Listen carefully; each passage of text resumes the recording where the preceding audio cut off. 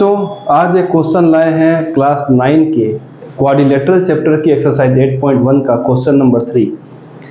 Question में क्या पूछा गया है उसको थोड़ा समझ लेते हैं कि diagonal AC of a parallelogram ABCD bisect angle है।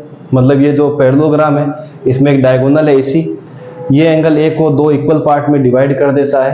तो प्रूफ कीजिए कि वो C को भी बाइसेक्ट करेगा और ABCD जो है वो आपको क्या मिल जाएगा, रोम्बस मिलेगा अगर ऐसा होता है तो चलिए हम स्टार्ट करते हैं। सबसे पहले हम क्या करते हैं, जो गिवन उसको लिख देते हैं। पहला पार्ट लेके चलते हैं। पहले पार्ट में क्या दिया, BAC और DAC इक्वल है, तो एंगल DAC किसके बराबर है, एंगल BAC के। और यहाँ हम लिख देते हैं नंबर 1, और ये क्या है बच्चों, गिवन है आपको। चलिए यहाँ पर ठीक है। दूसरा बच्चों क्या होता है, एंगल अल्टरनेट भी क्या होते हैं, आपस में इक्वल होते हैं। तो ये वाला और ये वाला आपस में क्या होगा, देखिए ये वाला एंगल और ये वाला एंगल ये भी क्या होगा, आपस में इक्वल होगा। तो मैं लिख देता हूं एंगल DAC किसके बराबर हो जाएगा बच्चों, BCA के। मैं लिख देता हूं एंगल BCA, ये नंबर 2 पे आएगा। और यहां लिखूंगा मैं रीजन अल्टरनेट एंगल। चलिए यहां भी ठीक है। फिर अगर ये वाले अल्टरनेट इक्वल है तो ये और ये भी क्या होंगे बच्चों, इस वाले पार्ट को भी हम इक्वल कर देंगे।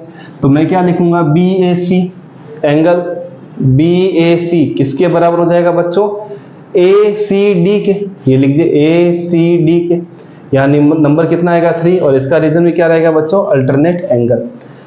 अब आप चेक करेंगे तो ये गौर से देखिए कि DAC ये रहा, BAC ये रहा। अगर ये दोनों आपस में इस वजह से इक्वल हैं तो ये दोनों भी आपस में क्या होंगे बच्चों, इक्वल होंगे।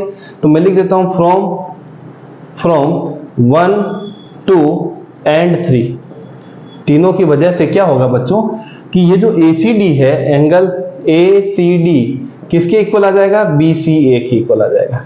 और जैसे ही ये दोनों इक्वल आएगा तो कौन सा, देखिए ACD और दूसरा है BCA। तो ये दोनों एंगल अगर आपस में इक्वल हो रहे हैं इसका मतलब क्या हुआ बच्चों, बाइसेक्ट हुए। तो यहां लिख देते हैं hence AC bisect angle C also. और इसको मैं नंबर देता हूं 4।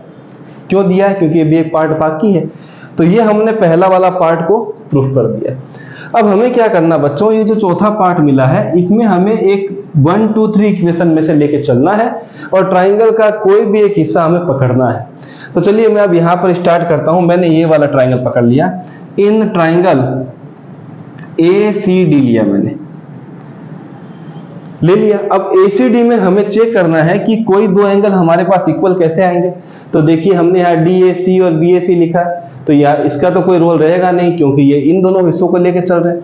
हम क्या करते हैं, एक DAC लिया हुआ है, एक BC। अगर मैं इस पार्ट को और इस पार्ट को इक्वल करता हूं, लीजिए फ्रॉम 2 एंड 3, पहले यहां ले लेता हूं, यहां पर लिखता हूं फ्रॉम 2 एंड 4, इसको बाद में करेंगे, पहले 2 और 4 को लेकर चलते हैं। तो 2 और 4 में देखिए BCA, यहां पर BCA, तो किसके बराबर है बच्चों, एंगल DAC किसके बराबर आ रहा है, ACD के।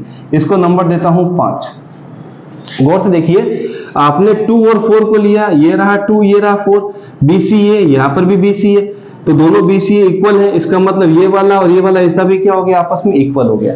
अब हम आते हैं इस ट्राइंगल में ACD में हमने क्या लिया है, ये वाला पार्ट। तो मैं लिख देता हूं एंगल DAC किसके बराबर आएगा, एंगल ACD के।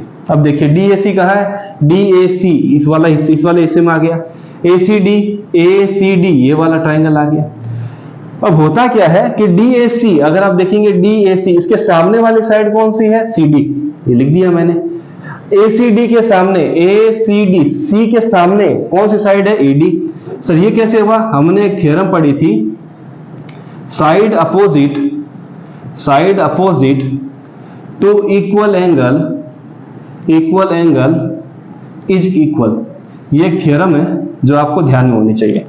तो जैसे आपने CD और AD लिखा तो ये दो साइड इक्वल हो गई, और जब भी किसी पैरेललोग्राम में दो साइड एडजेसेंट साइड इक्वल हो तो वो क्या बन जाती है, रोम्बस। तो लिख देते हैं, ये लिख देता हूं, if in A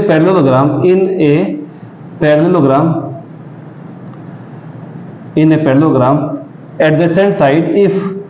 adjacent sides are equal